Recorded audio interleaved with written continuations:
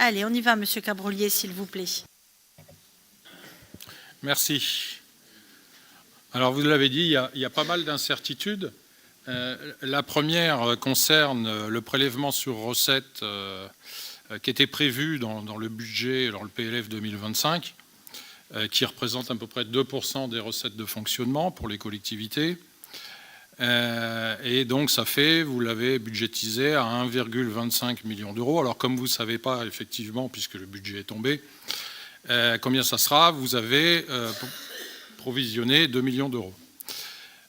Laissez-moi juste une petite réflexion à ce niveau-là. Moi, je pense que, vu le profil du nouveau Premier ministre, qui a les mains dans le cambouis du bloc communal, entre une grande ville qui est Pau et une communauté d'agglomération, je doute qu'il fasse contribuer autant, à hauteur de 5 milliards d'euros, les collectivités territoriales, parce qu'il sait que les collectivités territoriales contribuent, toutes les collectivités territoriales contribuent très peu pour de l'endettement du pays, à hauteur de 8% de l'endettement du pays. Face à cela, vous compensez ce prélèvement sur recettes par une dotation de solidarité communale de 2 millions d'euros qui est votée par an au niveau de l'agglomération, et j'y reviendrai, depuis 2024, ce qui fait 1,2 million d'euros par an au bénéfice de notre ville. Et par des augmentations, vous avez compensé depuis des années par des augmentations successives de fiscalité au niveau de la commune à partir de 2017 jusqu'en 2019, qui ne sont pas dues donc, aux revalorisations des bases locatives qui ont été importantes ces dernières années. Mais en 2017 et 2018, augmentation des taux, vous étiez au pouvoir.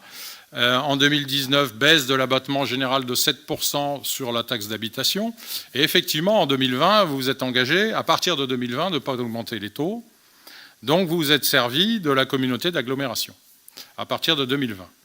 Donc, c'est cette dotation de solidarité communale qui a été mise en place. Et on a eu un premier versement en 2024, et bien on en aura un en 2025.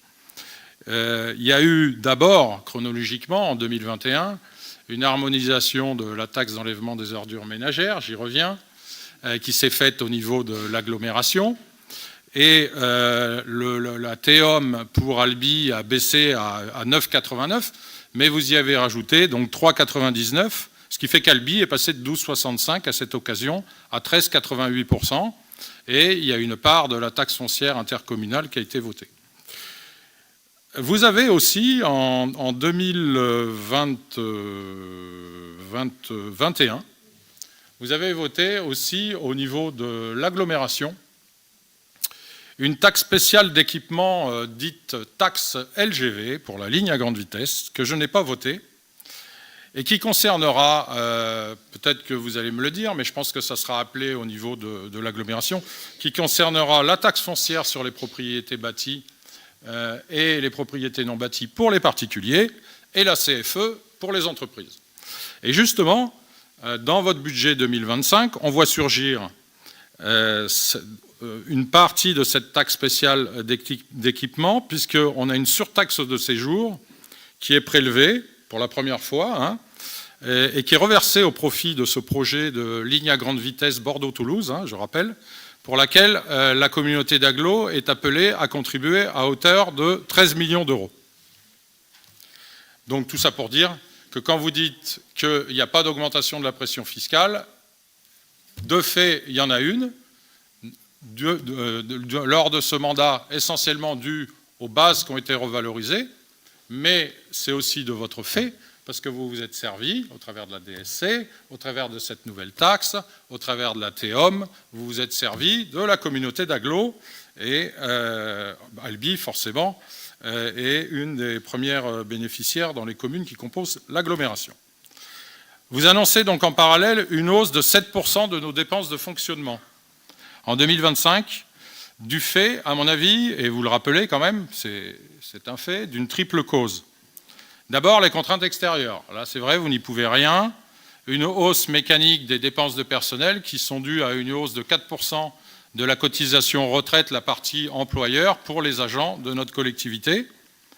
Bon, c'est chiffré à 675 000 € pour Albi, et une revalorisation du SMIC de 2 points, qui a un impact plus léger de 56 000 € pour Albi. La deuxième contrainte fait suite au mouvement de grève auquel vous avez eu affaire, et vous avez augmenté les primes RIF-CEP, essentiellement pour les catégories C.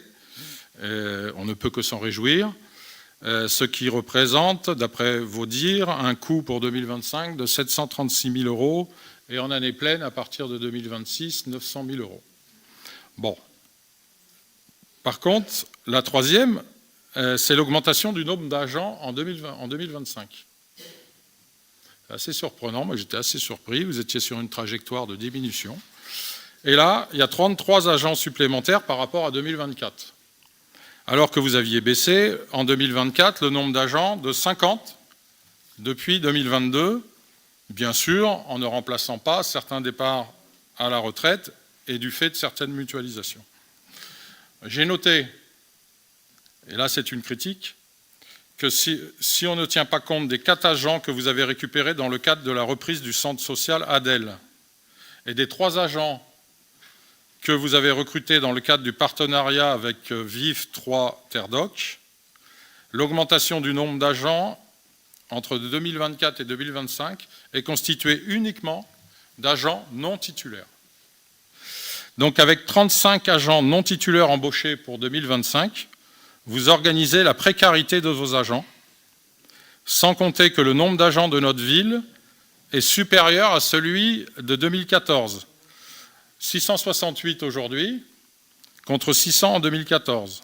Alors qu'on l'a déjà rappelé précédemment, lors du débat d'orientation, il y a eu de nombreux transferts de compétences vers l'agglo, et c'était dans un rapport de l'agglomération, 36% des agents de l'agglomération sont issus de mutualisation. Donc cette augmentation des dépenses de fonctionnement supérieure de près de 2 millions d'euros à l'augmentation des recettes de fonctionnement, bien sûr, se retrouve dans notre épargne brute 2025, qui baisse de plus de 2 millions d'euros par rapport à 2024, ce qui grève notre capacité à financer nos investissements. Mais là aussi, vous utilisez la communauté d'agglo. Ben oui. Ben oui, ça, vous pouvez souffler, mais on a le droit de s'exprimer. Hein. C'est difficile, l'opposition, je comprends. Oui. On avait le même problème à l'Assemblée. Monsieur Cabrolier, je n'ai absolument pas bougé. Oui, vous avez soufflé, comme non, souvent. c'est pas moi qui ai soufflé. Oui, oui. Donc, oui. Alors là aussi, ne vous culpabilisez utilisez... pas, on vous laisse égrener les chiffres, mais ne vous culpabilisez non, mais pas, j'ai pas absolument des chiffres, pas soufflé.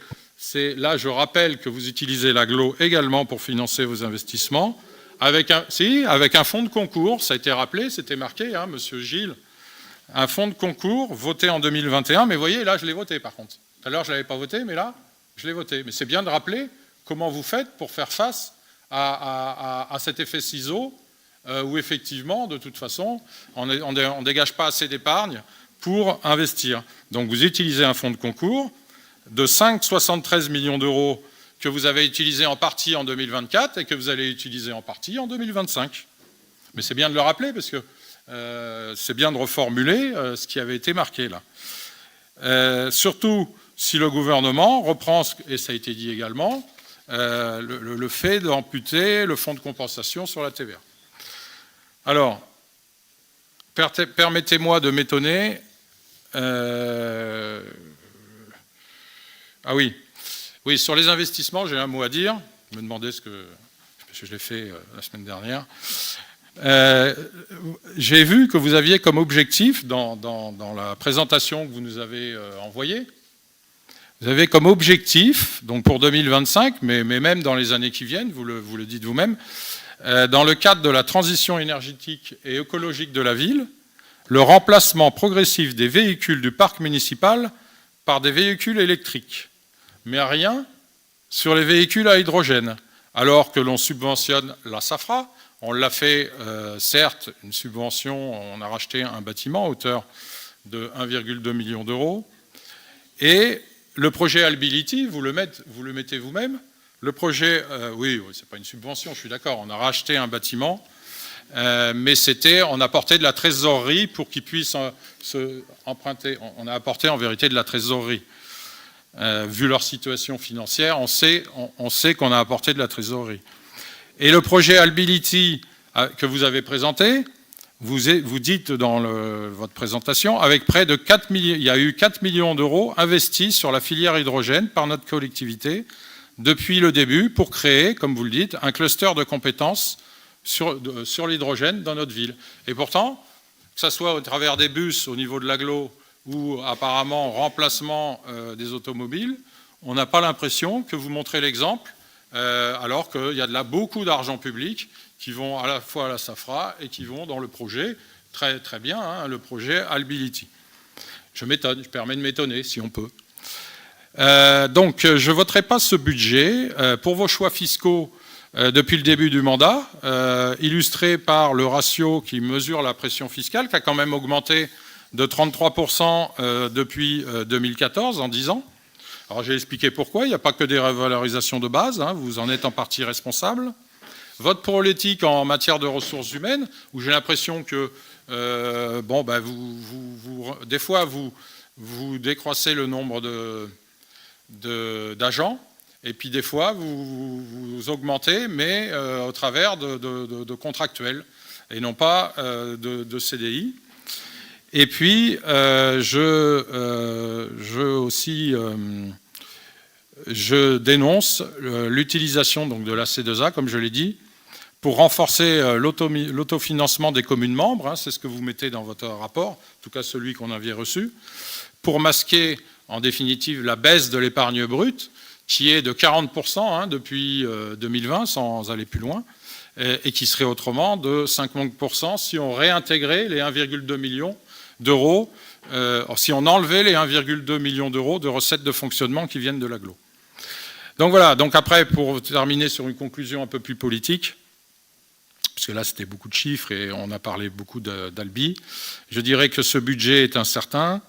Effectivement, bon, je comprends, moi, qu'on le vote maintenant parce qu'il y a des associations, comme vous le dites, qui attendent les subventions. Et de toute façon, il n'y a pas de temps d'insertion. On connaît les grands chiffres. Donc ce budget est incertain parce que l'on ne sait pas à quelle sauce les collectivités territoriales vont être mangées par l'État. Dans l'effort de réduction de la dette, à mon avis, ça sera minime.